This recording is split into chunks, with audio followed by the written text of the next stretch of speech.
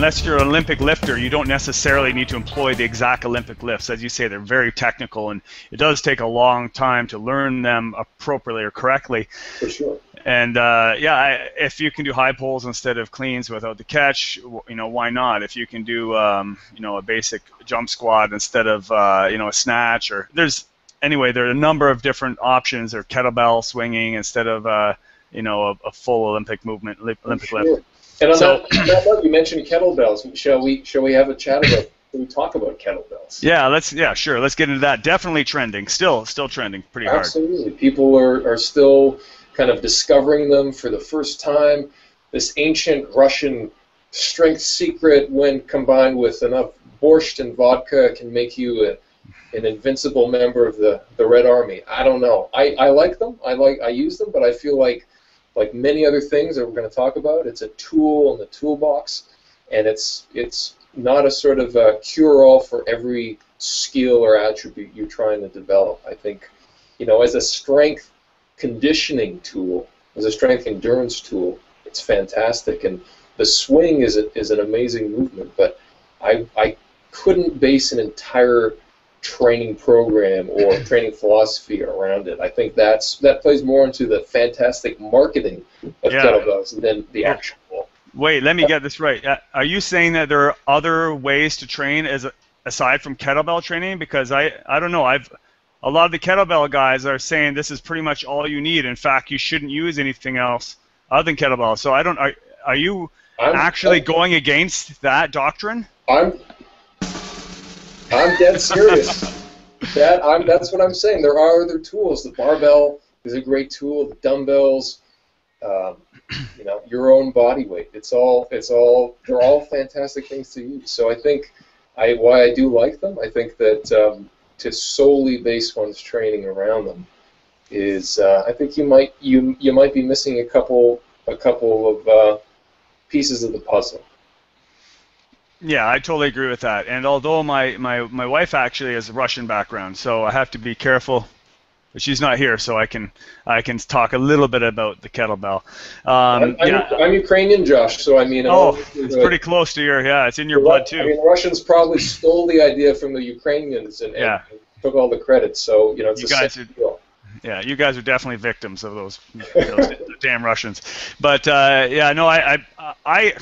I think it's kind of cool. Like, there's something manly about using a kettlebell, and I think it's just because it is like a Russian tool. The Russians are damn manly. They're badass, like, at everything they do. So it does have a sort of appeal that way, and they look cool. If you have a few rust, they have to. You know what? Those rubber covered ones. Forget about it. Oh, forget about it. You know, seriously, there's got to be blood and/or vomit on them.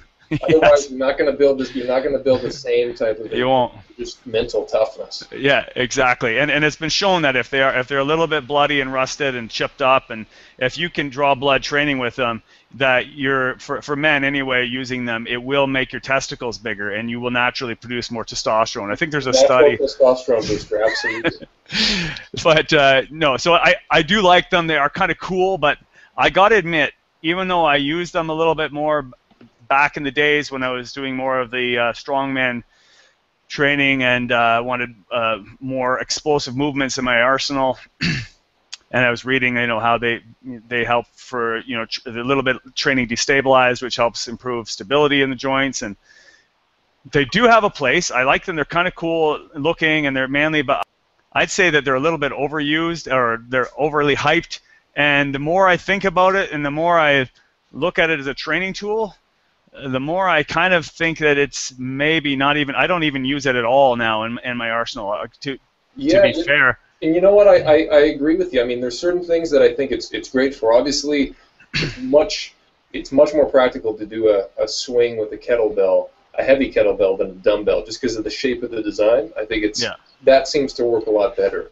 And also, if you're doing complexes where you're doing a clean, I might prefer the kettlebell clean to a dumbbell clean, just because, you know, the bell can kind of rotate on the arm, and you're getting in that rack position, and you know, that can be a little less awkward than doing the same thing with dumbbells. But other than those two things specifically, I'd say whatever you can do with a kettlebell, you can do just as well, if not better, with a dumbbell. And with a dumbbell, you can go up in weight too in smaller increments, and that's important. Yeah, micro progression is important. Yeah. For sure. Unless you're doing powerlifting, and then you're only allowed to go up by 45s on the bar. That's the rule. That's it. Yeah, but no, I agree. If you want to include explosive movements, then swinging is I think simpler to master than practicing cleans and snatches. But do we need to get mom and pop who you're training, or the average guy who wants to lose some fat and build some muscle to move weight explosively, to swing things where there's a potential for losing control of the movement? I see a lot of now the kettlebell classes where they're swinging kettlebells for cardio. And again, you get into the whole thing we talked about with CrossFit, where at what point are you going to reach fatigue doing explosive movements under load, where your form is going to collapse and you're increasing risk of injury in a movement where it's very important to maintain neutral spine. Like, I don't know. For me, it just comes down to risk versus reward. Can you achieve that your goals in a safer, more effective way? And is this something that you're employing because it's a fad and it's been marketed to you really well, or is it something that you did your research and you say, you know what, this is the best tool for the job right now? For sure. I agree. I think that like the answer to many of these questions that we'll be talking about, the answer is it depends. It's not, the swing is not a movement I would introduce on day one, but after somebody has some familiarity with hinging at the hips, they can pull a proper deadlift, they've got a bit of core strength, then I think it can be a great sort of strength conditioning tool. It kind of is in that gray area between strength and endurance, and the swing is great for posterior chain development too.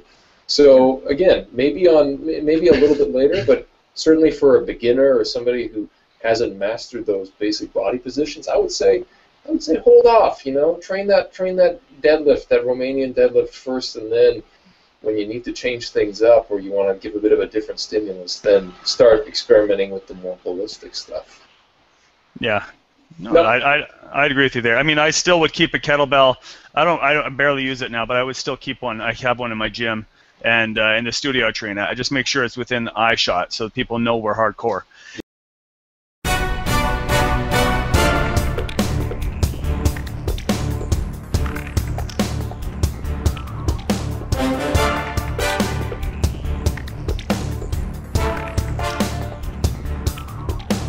We're going to be talking about current fitness trends. We're going to be assessing the current and most popular fitness trends today and talking about what are they really as productive or as profound or useful as they seem to be? Are they total crap and is it all marketing?